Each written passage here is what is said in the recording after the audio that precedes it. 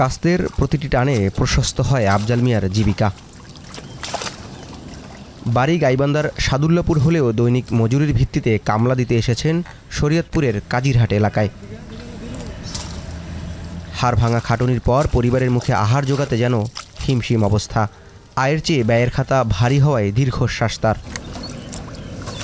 যে বিড়ি মনে করো খাইলাম হলো 14 টাকা 15 টাকা, সে বিড়ি আজকে খাওয়া নাকি 25 টাকা, চাউল কিনি মনে করো 30-40 টাকা, সেটা খাওয়া নাকি 70 টাকা। একবারে সেইভাবে চলে না, মনে করো না পাইয়া না মাছ খাবার, না পাইয়া না সপ্তাহে একদিন গোস্ত খাবার। খুব কষ্ট করা লাগে, খুব কষ্ট করা লাগে। সবুজের বীজ বোনা কৃষকের এমন সরল বাক্য কতটা সহজ? যে জমিনে আবাদ হয় রুটি রুজির যোগান, বিগত সরকারের 15 বছরে সেখানেও টান পড়েছে ভীষণ। বাধ্য হয়ে আফজাল মিয়ার মতো ঋণের ভারে বন্দী অন্য কৃষকরাও। মূল্যস্ফীতি তাদের নাজেহাল করলেও শেখ হাসিনার অযাচিত ঋণের চাপে ঘাম আর শ্রমের মাত্রা বাড়িয়েছে দ্বিগুণ। তার কেনা লাগে, কাগজ কেনা লাগে, সুতা কেনা লাগে, জায়গা দিতে লেগা সব কিছুরই ডাবল দাম। এই দ্বারা পোলাফল লয়ে খাইয়ে পাচ্ছি না, দেখা যায় ওখান এই ওষুধ কিনতে গেলে ডাবল টাকাটা কিনতে হয়। সদায় ব্যস্ত যাই কৃষি মাল সামান ব্যস্ত গেলে মাল আমরা খরিদ করি, মানে আমরা বেশি ওখানে আমরা দাম কম পাই, এইভাবেই নিয়ে যায়। সমস্ত কিছুই মানে গরুর খাদ্য, ওই মুরগির খাদ্য যা আছে সব কিছু লয়ে ঠই বেড বহাইয়া আস্তে আস্তে আস্তে আস্তে লয়ে যাচ্ছে, কিন্তু দেশ ক্ষতি করে ফেলতেছে। তাহলে সরকারের অতিরিক্ত ঋণ নির্ভরতাই কি দাম বাড়ার মুখ্য কারণ? একদিকে দাম বাড়ানো, অন্যদিকে ঋণের সুদ হার কিংবা পরোক্ষভাবে অর্থ আদায়।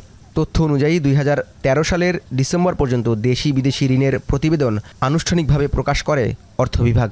সেই হিসেবে ঋণের স্থিতি দেখানো হয় 16,59,334 কোটি টাকা। যদিও 3 মাস পর পর দেশি বিদেশি ঋণের হিসাব হালনাগাদ করার নিয়ম থাকলেও সে অঙ্ক প্রকাশ করার আগেই দেশ ছেড়ে পালাতে বাধ্য হয় শেখ হাসিনা সরকার। তবে অর্থ বিভাগ বলছে চলতি বছরের জুন শেষে দেশি বিদেশি ঋণ প্রায় 18,36,000 কোটি টাকা, আর মাথাপিছু ঋণ 1,08,108 টাকা। কিভাবে এত ঋণে জর্জরিত হলো আওয়ামী লীগ সরকার? সংশ্লিষ্ট খাতের বিশ্লেষকদের মতে সাবেক সরকারের যথাযথ ঋণ ব্যবস্থাপনা না থাকায় দর কষাকষি ও বাজ বিচারহীনভাবে দেশি বিদেশি উৎস থেকে নেওয়া হয়েছে ঋণ, যার প্রভাব পড়েছে অর্থনীতিতে। তারা দেখাতে চাচ্ছিল যে আমরা খুব উন্নত দেশে পরিণত হতে যাচ্ছি, কিন্তু এখানে কিন্তু যেটা আদতে দাঁড়িয়েছে, এই লিস্ট ডেভেলপ থেকে ডেভেলপিং কান্ট্রির মর্যাদা পাওয়া বা না পাওয়ার সাথে জড়িত ছিল হচ্ছে আমাদের কস্ট অফ ফান্ড। ডেভেলপিং কান্ট্রিতে যখনই আমরা মর্যাদায় উন্নীত হতে যাচ্ছি, তখনই আমাদের কস্ট অফ ফান্ড বা কস্ট অফ বরোয়িংটা বেড়ে যাচ্ছে। সুতরাং সরকার ওই মুহূর্তে আসলে অদূরদর্শিতা পরিচয় দিয়েছে এবং তারা সস্তা রাজনৈতিক বেনিফিট পাওয়ার জন্য এই ধরনের একটা মিথ তৈরি করেছিল। সদ্য ভূমিষ্ঠ হওয়া শিশু থেকে ব্যক্তিগত ঋণে জর্জরিত মানুষেরাও পড়েছেন অপ্রত্যাশিত এই ঋণের কবলে। মূল্যস্ফীতির কারণে ব্যক্তিগত দেনা পরিশোধের পাশাপাশি রাষ্ট্রীয় দেনার ভার এসে পড়েছে তাদের নিত্যদিনের বাজার সদায়ে। আমাকে গরিব মেশে, আমাকে তো আলু লাগে 1.5 কেজি 2 কেজি ডেলি, আমরা তো 1 কেজিও কিনে নিয়ে পয়সা আমাকে হয় না। পোলা ঘরে অসুস্থ দেন, আমি ডাক্তার যাইতে পারতেছি না, এই রোদের ভিতরে যে শাকটা হাই আনছি। ভূতে 500 টাকা রোজ কাম করে, 4,000 টাকা ঘর ভাড়া দেয়, নাতির পড়ার খরচ দেয়, সেই খাওয়ানোর খরচ ভূতের হয় না, অনেক কষ্ট হয়ে যায়। সরকারের ঋণ করছে এটাও দেওয়া লাগে, আমরা নিজে ঋণ করছি এটাও দেওয়া লাগে, আমার বাজার সদাই আছে এগুলোও করে খাওয়া লাগে, সব কিছুর দাম দর বেশি, এগুলোতে আমরা খুব পেরেশানি আছি। এ ভার ছুঁয়ে গেছে সাধারণ শিক্ষার্থী থেকে সব শ্রেণী পেশার মানুষকে, যার নেতিবাচক প্রভাব পড়েছে শিক্ষা জীবন সহ জীবনযাত্রার মানেও। দেখা যেত যে আগে 20 টাকায় একটা খাতা পাওয়া যেত, এখন সে একই খাতাটা আমাকে 35 টাকা দিয়ে কিনতে হচ্ছে। একটা কলম ম্যাটাডোর হাই স্কুল আমরা সবাই ইউজ করি, এটা আগে 5 টাকা দিয়ে কিনতাম, এখন এটা 7 টাকা দিয়ে কিনতে হচ্ছে।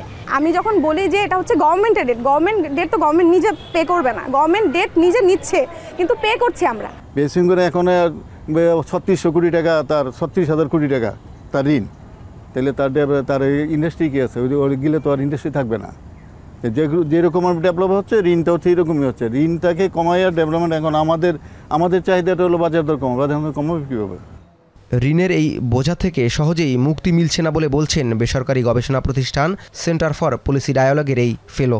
অন্তর্বর্তী সরকার প্রকল্প নির্বাচনে সচেতন না হলে এ ঋণ বয়ে বেড়াতে হবে প্রজন্ম থেকে প্রজন্মে। আর প্রকল্প বাস্তবায়নের ক্ষেত্রে এটা যাতে সুশাসনের সাথে হয়, সাশ্রয়ীভাবে হয়, সময় মতো শেষ করা যায়, সেটার দিকেও আমাদের নজর দিতে হবে। এটা যদি আমরা না করি তাহলে আমাদের দেশের ঋণের দায়ভার বাড়বে, মাথাপিছু ঋণের পরিমাণ বাড়বে এবং আমরা এই ঋণ পরিশোধের দায়ভার আমরা পরবর্তী প্রজন্মের ঘাড়ে আমরা দিয়ে দেব। এটা কোনোভাবেই কাম্য হতে পারে না। এভাবেই ঋণের বোঝা মাথায় নিয়ে হাঁটছেন সারা দেশের 16,98,00,000 মানুষ। আওয়ামী লীগ সরকার উন্নয়নের নামে দেশ বিদেশ থেকে বাছবিচারহীনভাবে ঋণ নেওয়ার ফলে অস্বাভাবিক ঋণের বোঝা ঘাড়ে চেপেছে বলে বলছেন সাধারণ মানুষ। অর্থনীতি বিশ্লেষকরা বলছেন উৎপাদনশীল খাতে বিনিয়োগ বাড়ানোর পাশাপাশি দেশজ উৎপাদন বাড়াতে পারলে ঋণের চাপ যেমন কমবে তেমনি স্বস্তি ফিরবে সাধারণ মানুষের মাঝে। জাওয়াদ মাহমুদ, এখন, ঢাকা। শিয়া বাটার ও ভিটামিন ই সমৃদ্ধ lily glam beauty soap. Lily, always beautiful.